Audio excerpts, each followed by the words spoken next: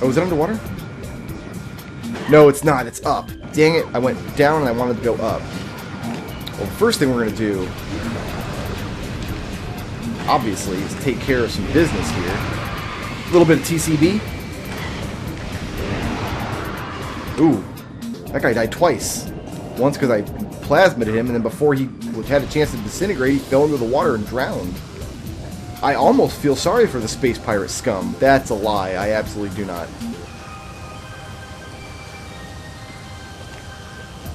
But I don't know another way they could have hidden that missile pack in such a way that you could get it with the caves, right. You can get it with the grappling beam and not require the plasma beam, which I think was, like, I don't know, maybe they, in case you came back and re-explored Phendrana before getting the plasma beam, they wanted to make sure there was a little something there you could get, even though you do have to go to that area later with the plasma beam to get an artifact. Because technically we don't need to be doing the artifact run just yet. We can go finish up Phase on Mines, and then there's a whole leg of the game beyond that that is the artifact run. You know what I mean? So we don't have to be doing that yet. Yep, we're going back into the dark area, kids. There's no items to get here. But we're just gonna tank it. We're just gonna run for it, I think. That's a lie, because I don't want to get knocked off this ledge. The damage I'm fine with. Getting knocked off the ledge, not so much. I don't even need to waste missiles on these things anymore. Can't get that guy. Just out of plasma beam range. Not his friend over here, though. There are Metroids here. But they go down too. Plasma beam, too strong!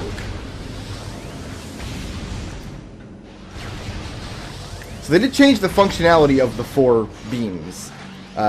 Except for the power beam, I guess, which is still your little pea shooter. But the wave beam, instead of going through walls, is now has electric properties. And the plasma beam, instead of piercing through enemies and shields and things, has fire properties. And the ice beam, in addition to freezing things, is your slowest attack. So in some ways, your ice beam is the most powerful, but also the slowest. So all 4 beams have very different properties, and I mentioned it before in the game, but I really like that aspect of Metroid Prime. That the beam system has such a cool... has such cool mechanics behind it, instead of just stacking all your beams together into one super beam at the end of the game. Which is fine, there ain't nothing wrong with that. Did we make it up? We did.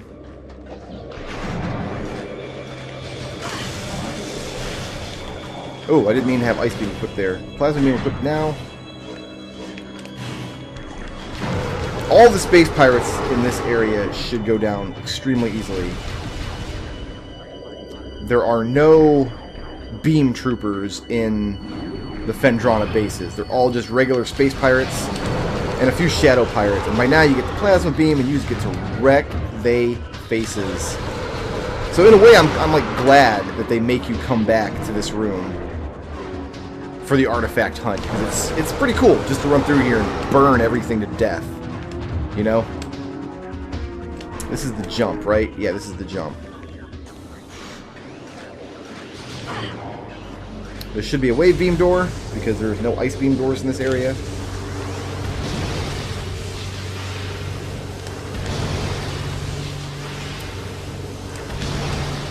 One of the reasons I am of 2 minds, it sounds like I'm of 2 minds about so many of the design decisions that went into Metroid Prime, is because a lot of the things that Metroid Prime does right, like the backtracking, which never feels tedious, the beam system, which feels pretty good, like a lot of these things that they got right could have gone very, very wrong, and in my opinion did go very, very wrong in the other Metroid Prime games. In 2 and 3, because Metroid Prime 2, they expanded on their beam system, but instead of having multiple beams that have like unique qualities, you've got 3 beams that basically have the same exact quality. They're just like, they're more like a key and lock thing. Like there's a light beam and there's a dark beam.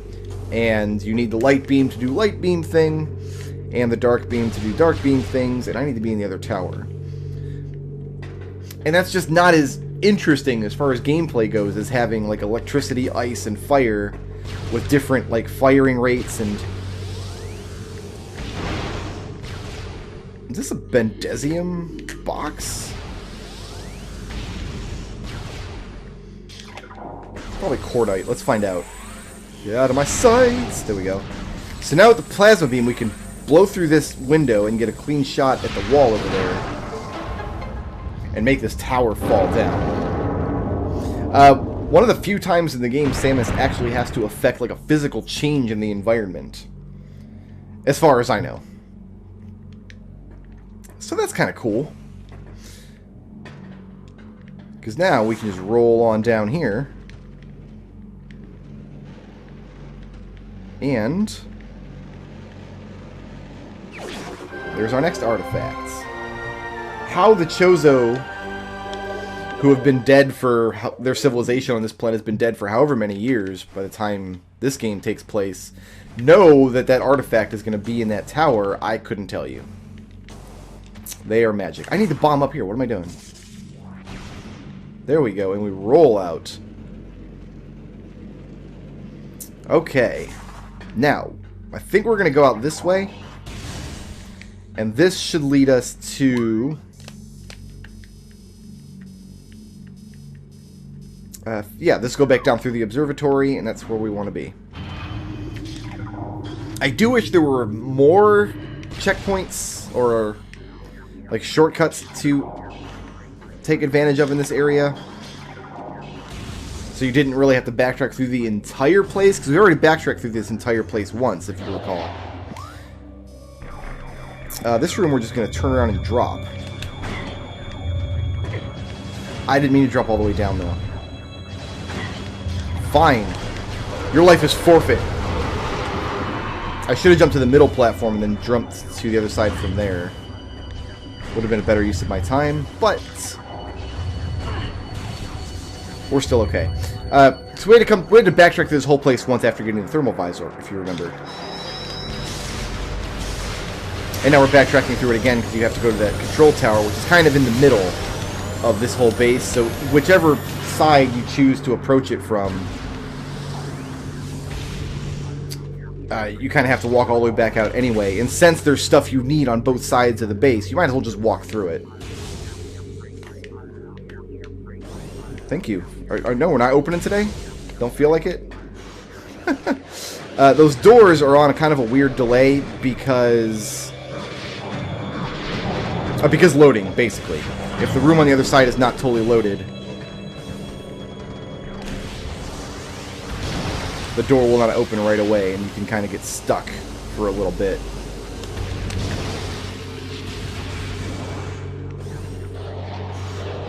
I don't care about any of these guys. Unless they get in front of me. I didn't even know where my door is, though. Oh, no, I know where the door is. It's right here. See ya!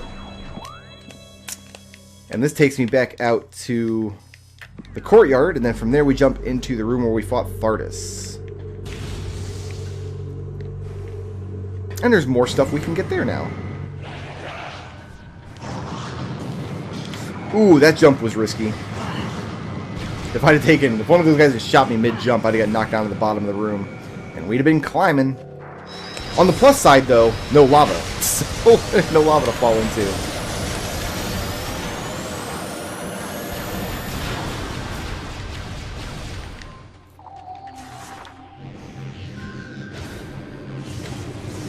Part of me wishes there was an artifact to get in the Thardus room that required like another little like mini boss fight, kind of like how the Chozo ghosts show up in Flagra's room in the Sun Chamber. But instead, all we get is this Sheegoth here, which I guess does count as a mini boss. But I mean, we're just gonna burn it to death.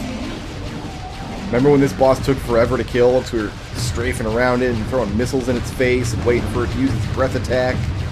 Not now, buddy. Now it can't do nothing good. Nothing good. We need to go over there, which means we need to go over here. With the grappling beam, there's some damage we can do in this room now. But yeah, I kind of wish there was a little more to this room. This little, or this big quarantine cave, as it's called. Like, you come back later in the game. Not necessarily like a Chozo ghost fight. I feel like there's enough Chozo ghosts in the game, but... I don't know, like maybe a new type of pirate or something. I don't know. I don't know what to tell you. They did hide something here that you can come back and get later. And like I said, you're going to be trekking through this area anyway, so they might as well put a little something here. So that's cool. It's cool that there's something here, but... just a little bit more. A little bit more, because I'm greedy. We now need to go out... That goes to the elevator, so we want to go... We're not actually done here yet. So instead of going back to the elevator to Magmore from that direction, we're going to go back in this direction. Back to the opening areas of Phendrana Drifts.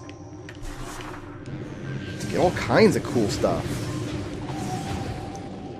I mean, I say cool stuff. You know, it's missiles and power bombs and things. So... which I guess are kind of cool. It's also one of the few Metroid games where all of the hundreds and hundreds of missiles you pick up actually have a use, because those beam combos are so good in certain areas, in certain contexts, and because they use so many missiles, having 100 missiles is extremely valuable. You know what, we're just going to fall down to the bottom and go through the door. And we 500 energy down we are right now. This will go out to the ruins. We'll just tank this guy's damage because I don't care. Maybe I should care. I don't know. Okay. Up here, through this ice, is our next power bomb expansion.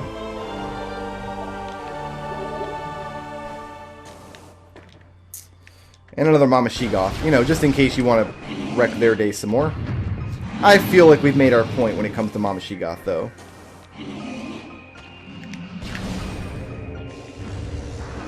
Tank a little bit more.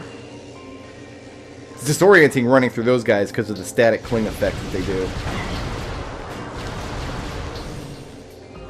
So now this is the, no, the wrong way. There's absolutely nothing in this cannon. That was the wrong door entirely. This way we can tank the damage, but don't have to worry about the static cling. That was actually criticism of this game when it was released, was people thought it was, I guess the word to use would be inconsistent. I don't think the people who made this particular complaint were smart enough to use big words like inconsistent, but I did remember people complaining about how the game was first person until you went into Morph Ball mode, and then it wasn't anymore. Then it was a third person game. There's stuff to do here now, in this room. So let's do it. Make that jump. I think we blow this apart. We can indeed, and we'll scan it. Beautiful.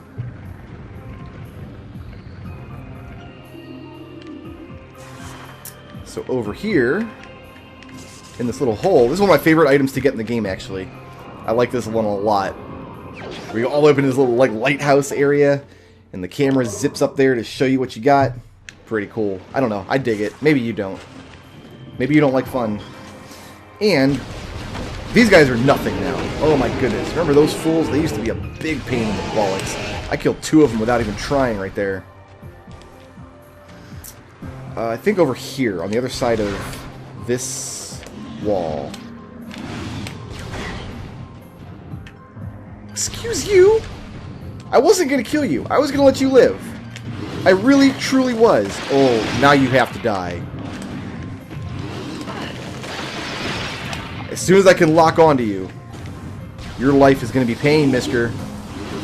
Pain train, population you. Oh, nope, he eviscerated. Just absolutely disintegrated right there. Hi there, Missile Pack. You're who I wanted to collect all along. Okay. Oh, you know what? I probably should have collected that one first, because I gotta climb back up this way anyway. Is there a quick way to climb up? I don't think so. I think we have to jump from the ledge. Not from that's not a ledge, Brickroad. You gotta go from this direction here.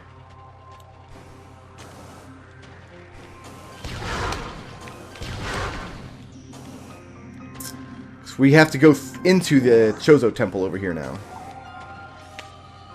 Which means making this jump again. So yeah, I probably should have jumped down to the bottom first and got the one in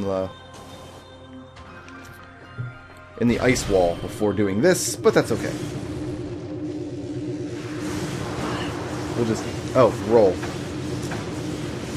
Roll through or kill him, Brickroad. Do one of the two. If you're going to take all the damage in the universe anyway, do one of the two.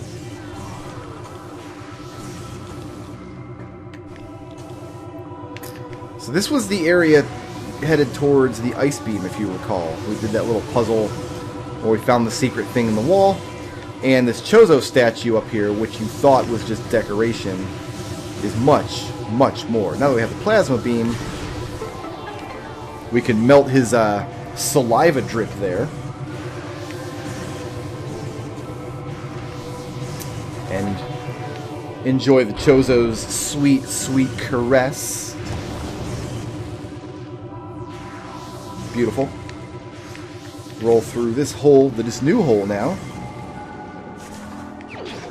And get the Artifact of Sun in probably the least sunny place in all of Talon 4. That's not true. It's not the least sunny place, because Phendrana is exposed to the sun as opposed to Magmore Caverns or areas of the Phazon Mines, which are not. And we want to go back out this way, yes? Yes. And then we just shoot straight across the shorelines back to the other ruins. We're almost done with Phendrana, guys. I mean, if this is your favorite area of the game, I recommend you watch the rest of this video in slow motion so you get as much exposure to Phendrana as you can. I do think it's my favorite area in the game. Pretty much everything about this area, it's gorgeous. I still, like, even now, even in 2017, I still think these graphics are amazing. Like, even, like, the poly count is low, I know, the textures are kind of blurry now, but just the style, like, how they built the world, and how it just looks and feels, and how it interacts with your visor, so it changes, literally changes how you see the world. I think Metroid Prime really, really stands the test of time, graphically.